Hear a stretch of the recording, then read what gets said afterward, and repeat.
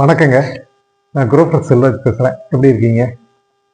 நம்ம ஒரு பதிவில் இந்த அடுக்குமுறை பண்ணை எப்படி அமைக்கிறதுன்னு பார்த்துருந்தோம்.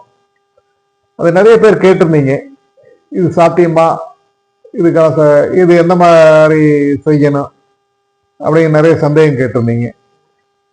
இது ரொம்ப சுலபமான சாத்தியமான முறைங்க. ஒரு நம்ம இது நம்ம இதுக்கு முன்னால பெரியவங்க செஞ்சுட்டு வந்ததுதான். ஒரு விவசாயம் இருந்தா ஆடு, கோழி, மாடு இதெல்லாமே வச்சிருப்போம். கிணத்துலையும் கூட மீன் வளர்த்துட்டு இருப்பாங்க. அதே மாதிரிதான் அந்த அமைப்பை தான் நம்ம கொண்டு வர்றோம். அதாவது ஒரே கொட்டை, ஒரே அமைப்புல ஆடு, கோழி, மீன் எல்லாமே ஒரு இதுல வந்துடும். ஏன் எதுக்கு அந்த மாதிரி நம்ம கொடுக்குறோம்னா, ஆட்டோட கழிவு நீங்க முதல்ல பார்த்துட்டீங்கன்னா தெரியும். ஆடு புழக்க, மாட்டு சாணி இதெல்லாம் கோழி கொத்தி சாப்பிட்டுட்டு இருக்கு. அதே இதுதான் கான்செப்ட் தான். ஆடோட கழிவை கோழி சாப்பிடும். அதாவது கோழிக்கு ஒரு 40% உணவு ஆட்டோட கழிவில் இருந்து எடுத்துக்கு. நம்ம 60% கொடுத்தா போதும். அதே இதுல கோழியோட கழிவு, ஆட்டோட கழிவு மீனுக்கு போகும்போது அது 80% பக்கம் இதுலயே எடுத்துக்கு. ஒரு 20% நம்ம கொடுத்தா போதும். இது மூணுமே நல்ல வளர்ச்சி வரும். சரி, எனக்கு நிலம் கம்மியா தான் இருக்கு, இதுல ஒரு ஆட்டுப்போய் இதெல்லாம் செய்ய முடியுமா? செய்யலாங்க. அதுக்கான அமைப்பு ரெடி பண்ணணும். அதுக்கு அடுத்தது நிறைய பேர் கேட்ட கேள்வி என்னன்னா, 6-7 மாசத்துக்குள்ள 20 கிலோ 25 கிலோ வருங்கிறீங்களே, சாத்தியமா? 10-12 கிலோ தான் வருது அப்படின்னு சொல்லும்போது சரியான கேள்விதான். எதனால அந்த 10-12 கிலோ தான் வருது அப்படின்னீங்கன்னா, நம்ம ஆட்டுல என்ன பண்றோம், வெளியே மேய்ச்சலுக்கு வர்றோம். நார்மலா ஆட்டுல மேய்ச்சல் விட்டு தான் வளர்த்துவாங்க.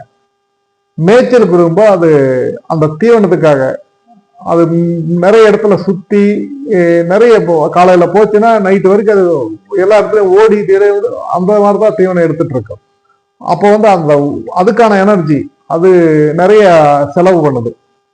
அப்ப அது அவ்வளவுதான் 10-12 கிலோ தான் வரும். ஏன்னா இது முக்கால்வாசி எனர்ஜி இந்த தீவன தேடுறதுலயே கொடுத்துருது. அதுக்கு பதிலா நம்ம கெட்டில வளர்த்தும் போது அந்த அந்த ஓடுறது இது எல்லாமே அதுக்கு தேவையில்லை. அது இருக்கிற இடத்துல சாப்பிட்டுட்டு அது கலோரி அதிகமா ஆகிட்டே இருக்கும். இதுக்கு அடுத்து இனியனும் இருக்கு. நம்ம அது கலோரி வர்றதுக்கு என்னென்ன உணவு கொடுக்கணுமோ அதுக்கேற்ற மாதிரி தான் கொடுப்போம். அது உற்பத்தியை அதுக்கேற்ற மாதிரி பண்ணுவோம். நம்மளே உற்பத்தி பண்ணி கொடுக்கும்போது செலவு குறையி ஆடு நல்ல வளர்ச்சி இருக்கு. இதுக்கான அத்தனை முறையும் நாங்க ரெடி பண்ணி கொடுத்துட்டு இருக்கோம். இது ஏற்கனவே நாங்க இதெல்லாமே பரிச்சைத்த முறையில பார்த்தோம்.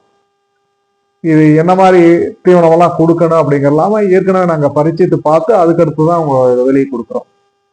கோழிக்கு அதே மாதிரிதான் நாங்க எல்லாமே நம்ம இதுல ஒரு பண்ணிக்க. கோழிக்குங்கிறது மினிமம் தான், மீனுக்கு அதை விட கம்மியா தவறு. ஆனா இது அத்தனை செலவீனமே கோழியும் மீனையும் எடுத்துக்கும்.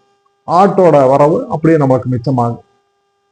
அப்ப நமக்கு ஒரு விவசாயம் பண்றோம்னா ஒரு நல்ல வருமானம் கொடுத்துட்டே இருக்கணும். அதுக்கான முறை தான் இது.